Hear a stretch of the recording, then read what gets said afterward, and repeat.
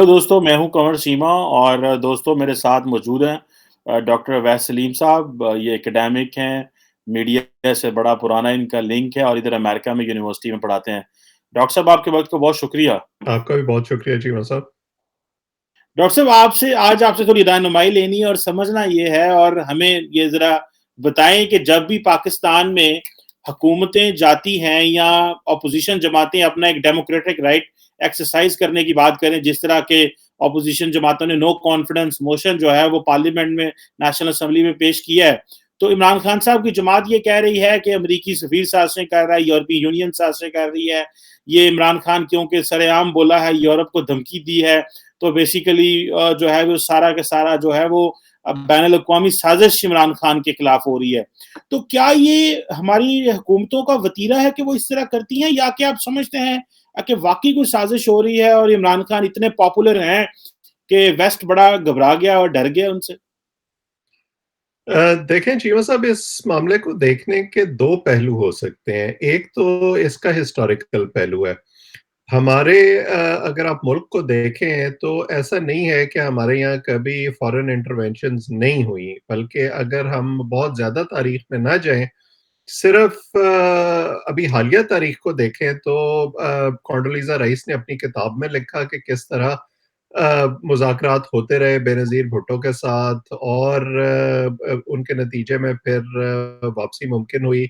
नवाज़ शरीफ साहब की भी अमेरिका और बरतानिया उसके लिए गारंटर्स बने, जिसको हमारे मुल्क में एनआरओ का नाम दिया जाता है।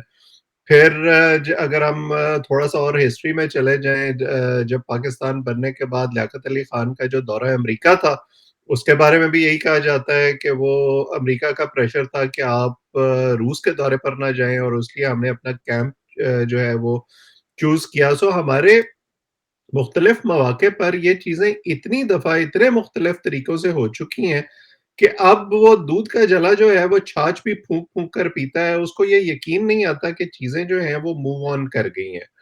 दूसरा जो मसला है वो ये है कि हमारा जो खित्ता है, वो वैसे ही बड़ा रिसेप्टिव है कॉन्स्पिरेसी थ्योरीज़ के लिए। हम यकीन रखते हैं और रखना चाहते हैं कि जो कुछ हो रहा है उसमें हमारी अपनी गलती कम है, कोई ना कोई स्केपगोट हमें ढूँढना होता है और वो स्केपगोट हमें इंटरनेशनल जो कॉन्स्पिरेसी है उसकी सूरत में बड़ी आसानी से मिल जाता है। हम हमारे समहाउ सियासतदानों ने भी, हमारी जो मुक़तदरा इदारे हैं, उन्होंने भी हमेशा हमारे यहाँ बम धमाका होता है, तो वो गैर मुल्की साज़िश हो रही है, हमारे यहाँ माली मुश्किलात हैं, तो वो गैर मुल्की साज़िश हो रही है। हम कोई क्रिकेट का मैच हार जाते हैं, तो हमारे खिलाफ गैर मुल्की साज़िश हो रही है। सो वो इतना परपेचुएट किया है उन्होंने इस नैरेटिव को, न सिर्फ वो हमारा जो एकेडमिक साइकिल है, जब आप छोटे होते हैं, आप स्कूल में होते हैं, आप इस किस्म की चीज़ें सुनना शुरू करते हैं, मुआशरे में से सुनना शुरू करते हैं, तो वो आपका एक तरह से सबकॉन्शियस का हिस्सा बन जाती हैं उस ग्रोइंग अप के प्रोसेस के दौरान। और आप फिर कन्फर्मेशन बायस का शिकार हो जाते हैं। आप बजाय क्रिटिकल थिंकिंग करने के, आप वो ढूँढना शुरू कर देते हैं सुबह उठ के कि अच्छा, आज मेरे खिलाफ किसने साज़िश की है। लेकिन आम लोग जो इन कॉन्स्पिरेसी थ्योरीज़ पे यकीन रखते हैं, उन्हें ये नहीं पता चलता कि जो सियासतदान या जो ताकतवर लोग हमें ये कॉन्स्पिरेसी थ्योरीज़ बता रहे हैं, there is a method behind madness. वो जानबूझकर ऐसा कर रहे हैं क्योंकि उसके पीछे उनके अपने पस पर्दा मुहर्रिकात हैं, मकासद हैं। अब अगर आप इमरान खान साहब के जो ये हालिया बयानात हैं, अगर आप उनको देखें, तो ये सिलसिला कहाँ से शुरू होता है? जब इमरान खान साहब आए थे वहाँ से सीएनएन को, जब इन्होंने इंटरव्यू दिया और इनसे ये सवाल किया गया कि आपसे अगर अड्डे माँगे गए तो आप देंगे? और उन्होंने कहा एब्सोल्यूटली नॉट। और अब उनका जो सोशल मीडिया सेल है वो एब्सोल्यूटली नॉट के बड़े ट्रेंड्स चलाता है और इमरान खान साहब भी उसको स्ट्रैटेजिकली अपने जलसों में यूज़ करते हैं। हालाँकि जब मुईद यूसुफ साहब अमेरिका आए थे और यहाँ पर उनसे ये सवाल हुआ कि क्या आपसे अड्डे माँगे गए हैं? तो उन्होंने कहा हमसे तो अड्डे माँगे ही नहीं गए। लेकिन हमारे यहाँ वो एक नैरेटिव उसके हवाले से बना हुआ है और उसको चलाया जा रहा है। फिर उसके बाद जिस अमेरिका पर अब वो इल्ज़ाम लगा रहे हैं कि जी हम उनके ड्रोन गिरा देंगे और वो हम पे बड़ा प्रेशर डाल रहे हैं। इसी अमेरिका में वो जब डोनाल्ड ट्रंप से मिले थे तो उन्होंने कहा था कि मेरी तो बड़ी अवगत हुई है, मैं तो वर्ल्ड कप जीत के आ गया हूँ अमेरिका से, तो वो वर्ल्ड कप किधर गया? अब एकदम उनको ये ख्याल आया कि नहीं, नहीं वो वर्ल्ड कप नहीं था। उसके बाद जब आप खुद जा रहे थे उस वक़्त मलेशिया और तुर्की की तरफ पिवट कर रहे थे और आपकी जो थोड़ी-सी वो मैं कहूँगा कि चाबी मरोड़ी सऊदी अरब ने, तो उस वक़्त आपको ये ख़्याल नहीं आया कि आप पर प्रेशर डाला जा रहा है? ड्रोन हमले तो आजकल वैसे ही नहीं हो रहे। Excuse me. जी, जी, ले लें, पानी ले लें, कोई नहीं वो हो जाता है। सो ये तो आपको पता है फिर ये जी, जी, सो बोलें, ड्रोन बोलें। हमले तो आजकल वैसे ही नहीं हो रहे जब से अफ़गानिस्तान चला गया है। इन्हीं ड्रोन हमलों के हुँ, हक में इमरान खान साहब थे जब, और मुशर्रफ के 9/11 की पॉलिसी के हक में थे जब 2002 के बाद इंतखाबात हुए, और उन इंतखाबात से पहले इमरान खान साहब ने रेफरेंडम के हक में वोट दिया। इनको ये उम्मीद थी कि मुझे मुशर्रफ जो है वो वज़ीर आज़म बनाएगा, लेकिन जब वज़ीर आज़म नहीं बने तो फौरन सपोर्ट भी विथड्रॉ हो गई और फौरन इनको याद आ गया कि नहीं, नहीं 9/11 का साथ देना बड़ी गलती थी। सो खान साहब की पॉलिसी में बड़ी कॉन्ट्रडिक्शंस रही हैं, लेकिन इवेंचुअली जब उन्होंने अपने आप को पोजीशन किया इस तरह से कि जी मैं बड़ा वेस्ट के खिलाफ हूँ और मैंने बड़ा वहां रह के जो है वो सबक सीखे हैं और मैं जो हूँ वो अब एक बॉर्न अगेन मुस्लिम बन गया हूँ, तो उसको उन्होंने फिर इस्तेमाल किया अपनी इलेक्शन मुहिम में। 2013 के इलेक्शन में अगर आप देखें तो उन्होंने पूरी इलेक्शन मुहिम जो थी वो इसी बुनियाद पर लड़ी कि जी मैं वेस्ट से टक्कर लूंगा और मैं आपको जो है वो एक आजाद कौम बनाऊंगा, और इसी बुनियाद पर उनकी फिर केपी में हुकूमत बनी। 2018 में भी उन्होंने यही किया। अब उनको ये लगता है कि मेरी जो स्ट्रैटेजी थी वो क्योंकि 2 दफा कामयाब हो चुकी है, तो वो सिर्फ ये इलेक्शन की ये जलसों की तकरीरें नहीं कर रहे, वो बेसिकली एक तरह से इलेक्टोरल मोड में चले गए हैं। वो इलेक्शन की तकरीरें कर रहे हैं और अपने आप को उस सिनेरियो के लिए तैयार कर रहे हैं जहां अगर उनको ये अदम एतमाद कामयाब हो जाती है और वापस लोगों में जाना पड़ता है, तो वो किस बुनियाद पर अपना मुकदमा लड़ेंगे। हुँ। बिल्कुल सही कह रहे हैं आपने, ये सही कहा कि वो बेसिकली इलेक्शन मोड में जा चुके हैं और वो समझते ये हैं कि शायद हमें जितना मैं ज़्यादा अभी क्योंकि ऑपोज़िशन सड़कों पे है और जितना वो शोर डाल रहे हैं तो मुझे कुछ ना कुछ ऑफ़ेंसिवली प्ले करना पड़ेगा। लेकिन यहाँ पे एक चीज़ बहुत सारे मैंने भी वैसे बहुत पहले ये अपनी जो छोटी-मोटी मैं अपने एनालिसिस करता हूँ यूट्यूब पे मैंने कहना शुरू किया था कि इमरान खान साहब जो है अगला इलेक्शन जो फॉरेन पॉलिसी इश्यू पे लड़ेंगे। क्योंकि डोमेस्टिकली तो डिलीवर कर नहीं पाए, तो कुछ ना कुछ इस तरह करते रहो जी कि वो बैरूनी और दूसरा ये है कि वो बार-बार वेस्ट से लड़ रहे थे। तो और स्टेटमेंट्स दे रहे थे, इन्फ्लेमेटरी स्टेटमेंट्स और आपको यहाँ पे बताता चलूँ वैसा कि इमरान खान साहब ने साढ़े 3 साल के टेन्योर में एक भी यूरोप का विज़िट नहीं किया। हम्म, सिवाय एक दफ़ा वो स्विट्ज़रलैंड, किसी अफ़गानिस्तान और वर्ल्ड इकोनॉमिक फोरम के हवाले से 1 या 2 दफ़ा गए थे, वो भी कोई सिर्फ़ और काम था। अपना यानी कि पाकिस्तान की तरफ से रिप्रेज़ेंट ही नहीं किया। बट एनी हाउ एक जो क्वेश्चन मैं आपसे करना चाहता हूँ, वो ये है आज जो अपोजिशन जमातों ने प्रेस कॉन्फ्रेंस की उसमें उन्होंने कहा जनाब कि मौलाना फजलुर रहमान ने जो कि बड़े समझे जाते हैं मजहबी हैं और हमेशा वेस्ट को अमेरिका को बड़ी बातें करते रहे जो पाकिस्तान के खिलाफ साजिशें कर रहा है इसी तरह नवाज शरीफ साहब भी किसी दौर में ये बातें करते रहे। अब ये जो अपोजिशन जमातें हैं वो कह रही हैं कि इन्होंने इमरान खान ने हमारे खारजा पॉलिसी खराब कर दी है, ना खित्ते में दोस्त है ना इंटरनेशनल दोस्त है। और मौलाना फजलुर रहमान जो है जिनको कहा जाता है वो कहते थे जी इस्तेमार जो है वो हमारे यहाँ पे पता है आपको एक लफ्ज इस्तेमाल किया जाता था खासकर ये जमात इस्लामी मजहबी हल्के बड़ा इस्तेमाल करते थे कि जी इस्तेमार ये यहूदी और ये मजहबी ये ईसाई हमारे खिलाफ करना चाहते हैं। आपने देखा कि एक मोल्ड है शिफ्ट है यानी कि जितनी जितनी सियासी जमातें पुरानी होती जा रही हैं सियासत में किरदार अदा कर रही हैं पावर उन्होंने एंजॉय कर ली है वो बड़े मेच्योर तरीके से पॉलिटिक्स कर रहे हैं और वो चीजों को समझ रहे हैं। जबकि इमरान खान साहब जो कि वेस्ट में बहुत रह के आए हैं और नई सियासत में आए हैं वो वेस्ट के खिलाफ बात कर रहे हैं। मैं ये नहीं कह रहा कि अगर कोई भी मुल्क हमारे खिलाफ काम करे या किसी मुल्क के नेशनल इंटरेस्ट के खिलाफ बात करे तो बात करनी चाहिए। बट बट जिसे कहते हैं ना फ्रॉम नोवेयर आप किसी को दुश्मन बनाए गैर जरूरी तौर पे क्योंकि आप इलेक्शन जीत जाएं तो ये तो अच्छी चीज नहीं है। सो इसको जरा बताइएगा कि मजहबी जमातों का या ऑपोजिशन का प्रो वेस्ट होना नई सियासी जमात का एंटी वेस्ट होना क्या ये इसका ताल्लुक जो है वो मेच्योरिटी से है या आप समझते हैं कि कल को ये बस शायद पॉलिटिक्स ही करते हैं? और ख़ास करके मज़हबी जमातों के जो है वो प्रैग्मैटिक और जो है वो इस तरह के स्टेटमेंट के हवाले से? नहीं, जी। मुझे नहीं लगता कि मौलाना फजलुर रहमान की इस स्टेटमेंट का ताल्लुक किसी प्रैग्मेटिज्म से या मैच्योरिटी से है। इसका ताल्लुक सिर्फ पॉलिटिकल एक्सपीडियंसी से है कि इस मौके पर हम किस चीज़ को किस तरीके से इस्तेमाल कर सकते हैं। और वो ना सिर्फ अब, क्योंकि यही मौलाना फजलुर रहमान माज़ी में इमरान खान साहब पर यहूदी एजेंट होने का इल्ज़ाम भी लगाते रहे हैं। यही मौलाना फजलुर रहमान खैबर पख्तूनख्वा में जब इलेक्शन लड़ते हैं तो उसमें मज़हबी कार्ड बड़े जोश-ओ-खरोश से इस्तेमाल करते हैं।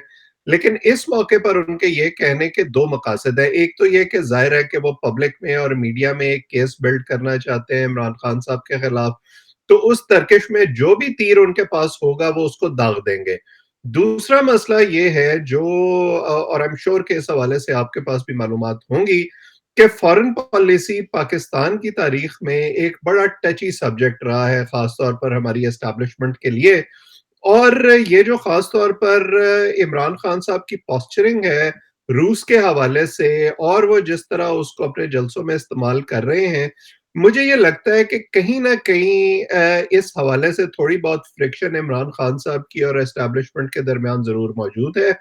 और उसकी भनक मौलाना फजलुर रहमान साहब को भी ज़रूर होगी। सो जहाँ एक तरफ वो पब्लिक में केस बिल्ड कर रहे हैं, दूसरी तरफ वो उनको ये यकीन दिला रहे हैं कि हम आपके मौक़िफ़ के साथ खड़े हैं, ख़ास तौर पर ऐसे वक़्त में जब वो अदम एतमाद की तहरीक ला चुके हैं और उसमें अगर उन्हें अंपायर की पूरी सपोर्ट की उम्मीद नहीं है, तो कम से कम ये उम्मीद ज़रूर है कि वो न्यूट्रल रहेंगे और कोई ऐसा किरदार अदा नहीं करेंगे जिससे उनके जो हदफ है उसको नुकसान पहुंचे।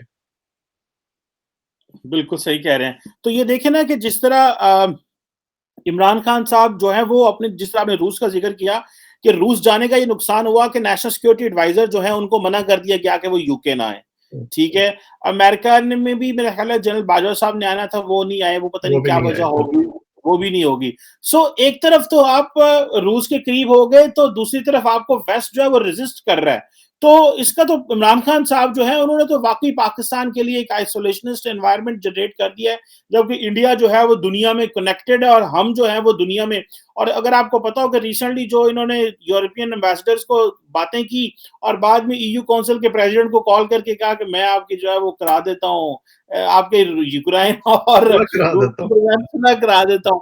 तो ये चीजें तो हैं। अच्छा, वैसे ये बताइएगा आप क्या समझते हैं कि ये जो नो कॉन्फिडेंस मोशन है, इसके याब होने के क्या चांसेस है? कहा जाता है कि 10 से 9 से 11-12 सीटें चाहिए ऑपोजिशन को नो कॉन्फिडेंस के लिए। उनके पास आई थिंक वर्क 63 तो ऑलरेडी मौजूद हैं।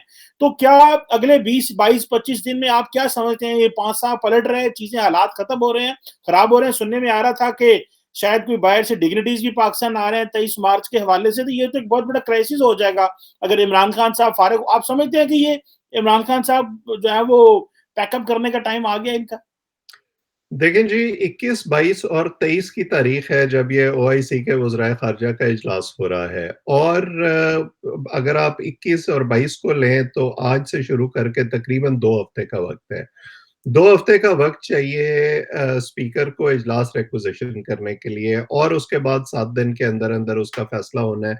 आईन के मुताबिक अनलेस के स्पीकर साहब जो हैं वो ज़रा अपने आप को असर्ट करने का फ़ैसला करें और थोड़ा कॉन्स्टिट्यूशन की बाउंड्रीज़ को स्ट्रेच करने का फ़ैसला करें, तो 3 हफ्ते के अंदर इसका फ़ैसला होना है। तो मुझे ये लगता है कि ये जो ओआईसी का इजलास है, ये तो उस 3 हफ्ते के अंदर भुगत जाएगा। सो ऐन मुमकिन है कि उस वक़्त जब ये हो रहा हो, तो इमरान खान साहब ही हमारे वज़ीर-ए-आज़म हों। लेकिन दूसरी तरफ जो हमारे एक बड़े मोहतरम और बड़े सीनियर सहाफ़ी हैं कामरान खान साहब, उन्होंने आज एक ट्वीट दाग दिया है कि 24 दिन के बाद पाकिस्तान में एक नया वज़ीर-ए-आज़म होगा अगर तमाम चीज़ें खुश-उसलूबी से उसी तरफ जाती रहीं।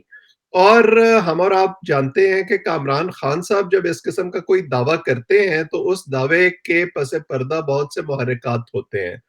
तो मैं ज़ाती तौर पर ये जो बिल्डअप हो रहा था इस अदम एतमाद का, मैं कोई कॉन्फिडेंट नहीं था ये तहरीक-ए-अदम-ए-एतमाद आएगी और अगर आई भी तो क कामयाब होगी या नहीं होगी, क्योंकि बहुत सारे इसमें वेरिएबल्स हैं जो एट प्ले हैं, और सबसे बड़ा जो फैक्टर है इसमें, वो ये है कि 2-3 दफ़ा इस किस्म की कोशिश में ऑपोजिशन को डिफीट हो चुकी है, सेनेट में भी हो चुकी है, कौमी असेंबली में भी हो चुकी है, और उन्हें ये पता है कि अब हुकूमत का जो 1.5 साल रह गया है, और तीनों बड़ी जमातें इकट्ठा होके ये कर रही हैं, सो सब के स्टेक्स जो हैं वो इसमें इन्वॉल्व हो गए हैं, और स्टेक्स बहुत हाई हो गए हैं। सो उन्हें ये जो बातें हमें समझ में आती हैं कि अगर ये तरीके अदम एतमाद नाकाम हो गई, तो फिर ऑपोजिशन के लिए दोबारा खड़ा होना बहुत मुश्किल होगा, और इमरान खान साहब बहुत ताकतवर होकर सामने आएंगे। तो ये चीजें यकीनन इन सियासतदानों को भी समझ आती होंगी, उनके पास मालूमात भी हमसे ज्यादा हैं, उनके पास जो रिसोर्सेज हैं उनको असेस करने की पावर भी हमसे ज्यादा है। तो मुझे नहीं लगता कि अगर हालात यहां तक पहुंच गए हैं तो वो बगैर किसी किस्म की एश्योरेंसेस के पहुंच गए होंगे। खास तौर पर जो मेरी कुछ लोगों से बात हुई है उसमें ये लगता है कि सिर्फ मामला इस अदम एतमाद का नहीं है, या वजीर आजम को घर भेजने का नहीं है, मामलात उससे आगे बढ़ गए हैं। अब जो ये फॉरवर्ड ब्लॉक है जिसकी बुनियाद पर ऑपोजिशन जो है वो ये सारा मामला कर रही है, वो अगले इंतखाबात और उन इंतखाबात के बाद की डिस्पेंसेशन क्या बननी है उसको देख रहे हैं। तो मेरे पास कोई क्रिस्टल बॉल तो नहीं है जिसको देखकर मैं ये कह सकूं कि ये कामयाब होगी या नाकाम होगी। ये मैं जरूर कह सकता हूं कि अगर ऑपोजिशन को कामयाबी का यकीन ना होता, तो मामलात यहां तक शायद पहुंचते ही नहीं। बिल्कुल ठीक कह रहे हैं, यहाँ पे तक पहुँचते नहीं और ये बात सही भी है कि उनको कुछ ना कुछ उनको उम्मीद है क्योंकि देखें तीनों बड़े ज़रदारी साहब, शहबाज साहब और मौलाना साहब लगे हुए हैं तो कुछ ना कुछ तो इम्पोर्टेंट है। आखिरी एक आधा छोटा आखिरी एक सवाल है आपसे। ये ज़रा बताइएगा डॉक्टर साहब कि क्या जो मगरबी ताकतें हैं, वो वाक़ई पाकिस्तान को डिस्टेबलाइज़ करना चाहती हैं? एक वक़्त था हम कहते थे जी कि न्यूक्लियर प्रोग्राम को वो चाहते हैं रोल बैक करें। आपको माज़ी में याद होगा 90s में 2001, 2, 4, 5 में भी ये वक़्त चलता था, फिर दहशतगर्दी की जंग शुरू हुई। तो उन्होंने कहा ये इस काबिल नहीं होंगे कि ये अपने वो चीज़ों को टेक केयर करें। फिर हमने वो सारा किया भी। फिर वेस्ट ने फिर देखा भी हमारी फ़ौज को लड़ते कि भई ये इतने काबिल हैं कि ये अपने इंटरनली चीज़ें जो मैनेज कर सकते हैं। तो क्या आप क्या समझते हैं कि वेस्टर्न ममालिक वाक़ई कंसर्न है कि पाकिस्तान में वज़ीर-ए-आज़म उनकी मर्ज़ी का आना चाहिए? या क्या आप समझते हैं कि हमारी एलीट इतनी वैसे ही इतनी बोगस किस्म की एलीट है, they do not have a view and vision कि मुल्क को किस तरह एक कंसेंसस के तरीके से आगे लेके चलना चाहिए? और जो क्वेश्चन सेंट्रल आपसे बनता है वो ये है कि क्या मगरबी ताकतें चाहती हैं कि पाकिस्तान को डिस्टेबलाइज़ किया जाए बर्तानिया का, अमेरिका का या कि वो समझ जाएँ यार खुद अपने पाँव पे खड़े हो, ये क्यों हमें क्या टेंशन देने की ज़रूरत है इनको और अगर ये इकोनॉमिकली ठीक होंगे, तो हमारे लिए एक एसेट ही है। आप कैसे समझते हैं या आप समझते हैं कि वेस्ट में अब ये माइंडसेट नहीं रहा? देखिए, पहली बात तो ये कि पाकिस्तान के हवाले से वेस्ट के कंसर्न्स मौजूद हैं, बड़े वाज़ेह हैं, बड़े अरसे से हैं, इसमें कोई शक नहीं है, और उसका जो सेंट्रल पॉइंट है, वो हमारे न्यूक्लियर एसेट्स हैं। लेकिन उनका कंसर्न ज़्यादा ये है कि कहीं ये न्यूक्लियर एसेट्स कि कहीं गलत हाथों में ना पहुँच जाएँ, ख़ास तौर पर जो हमारे यहाँ ये मिलिटेंसी का एक एलिमेंट है, और जब ये दहशतगर्दी बहुत ज़्यादा हो रही थी, तो इस हवाले से कंसर्न्स बहुत बढ़ गए थे। लेकिन उसके साथ-साथ उनको ये भी पता है कि इस हवाले से सबसे ज़्यादा एश्योरेंसेस जो हैं, या जो शॉट्स कॉल करती है, वो हमारी एस्टेब्लिशमेंट करती है, और इसीलिए वो ज़्यादा इन मामलात में जो गुफ्तगू है, वो उन्हीं के साथ करते हैं। उन्हें कोई वज़ीर-ए-आज़म आ रहा है या जा रहा है, उससे कोई इतना ज़्यादा कंसर्न नहीं होता। दूसरा जो आपका सवाल है कि क्या वो वाक़ई ये करते हैं? देखें, दुनिया की एजेंसियाँ पूरी दुनिया में सब कुछ कर रही होती हैं, अपने एसेट्स भी पाल रही होती हैं, अपने राब्ते भी बना रही होती हैं, कहीं न कहीं कोई इंट्रिग भी कर रही होती हैं। अब सीआईए का या MI6 का जो दुनिया में किरदार रहा है, उस पर तो फ़िल्में भी बन चुकी हैं, किताबें भी लिखी जा चुकी हैं। सो ये नहीं कहा जा सकता कि जो है वेस्ट बिल्कुल दूध का धुला है, या इवन हम दूध के धुले हैं। हमारी एजेंसियाँ भी जो हैं, उनके हवाले से भी दुनिया में बहुत किस्म की राय पाई जाती है। लेकिन मैं आपको इन अ नटशेल इसका जवाब वो देता हूँ जो मुझे एक दफ़ा इंटरव्यू करने का इत्तेफाक हुआ स्टीव कोहेन को। अब वो दुनिया में नहीं है और साउथ एशिया के हवाले से मेरा ख्याल है वो बेस्ट नोन एक्सपर्ट थे साउथ एशिया से बाहर, और at least one of the best known. बहुत किताबें लिखी उन्होंने पाकिस्तान पर भी, साउथ एशिया पर भी। उनका मुझे एक दफ़ा इंटरव्यू करने का मौका मिला और मैंने उनसे यही सवाल किया कि जी आपके ख़्याल में क्या वाक़ई कोई साज़िश हो रही है, या ये जो इल्ज़ामात लगाए जाते हैं पाकिस्तानियों की तरफ से अमेरिका पर, इसमें कितनी सदाकत है? तो उन्होंने मुझसे ये कहा कि अगर, और मैं अल्फ़ाज़ दोहरा रहा हूँ उनके, उन्होंने कहा कि अगर हम ये बात मान भी लें फॉर आर्गुमेंट सेक, वो तमाम इल्ज़ामात दुरुस्त भी मान लें जो पाकिस्तानी अमेरिका पर लगाते हैं, तो काश कि कभी पाकिस्तानी ये भी सोचें कि उन्होंने खुद अपने आप के साथ क्या किया। और मेरा ख्याल है कि इससे बेहतर जवाब इसका मुमकिन नहीं है, क्योंकि अगर आप खुद कमजोरी दिखाएंगे तो फिर आप किसी और ताकतवर मुल्क को या एजेंसी को रोक नहीं सकते, या इल्जाम नहीं दे सकते ये कह कर के उसने आपकी कमजोरी से फायदा क्यों उठाया। इसीलिए कहा जाता है कि जुर्म ज़ईफ़ी की सजा जो है वो मर्ग मफाजात होती है। बिल्कुल सही कह रहे हैं। ये हमारी अपनी इंटरनल कमज़ोरियाँ हैं जो हमें यहाँ पे ले आई हैं और अब सैड। आप इसी को देख लेना, अगर आपके पास थोड़ा-सा वक़्त है, जी, 1 आध मिनट। ये जो जी, जी। अब हमें खान साहब बता रहे हैं कि हम रूस जाकर आपकी फ़ॉरेन पॉलिसी आज़ाद कर देंगे और वेस्ट को छोड़ देंगे। हाँ, यूरोपियन यूनियन के साथ आपका जो ट्रेड का वॉल्यूम है वो कोई $8 अरब का है। हाँ। जो अमेरिका के साथ आपका ट्रेड रिलेशनशिप है उसका वॉल्यूम कोई $4 बिलियन है, यानी $12 अरब तो यही बनता है। अभी इसमें रेमिटेंसेस और जो हमारा अमेरिका के साथ दिफाई पार्टनरशिप है वो शामिल नहीं है। हुँ, इसका हुँ, फ्रैक्शन भी नहीं है जो हमारा रूस के साथ है, $277 मिलियन का है टोटल। तो हुँ, आप फर्ज करें कि आपने उधर से वो $12 अरब छोड़ दिए और अब बाकी सारा कुछ भी छोड़ दिया, तो $277 बिलियन लेकर आप हुँ, कौन सी फॉरेन पॉलिसी आजाद करा लेंगे? क्योंकि आजकल की दुनिया जो है उसमें आपकी ताकत आपकी मईशत के साइज से डिटरमिन होती है। हुँ। बिल्कुल सही कह रहे हैं, मॉइशस के साइज़ से डिटरमाइन होती है और ये चीन ने हमें बता दिया है और अनफॉर्च्यूनेटली हमें, क्योंकि हम वो उस तरह एक्सपोर्ट लेड ग्रोथ नहीं है, तो हमें शायद समझ भी नहीं आ रही। हमें सियासत भी करनी है, हमें जो है वो इंटरनली भी एक-दूसरे को हिलाना है और लीडर भी बनना है।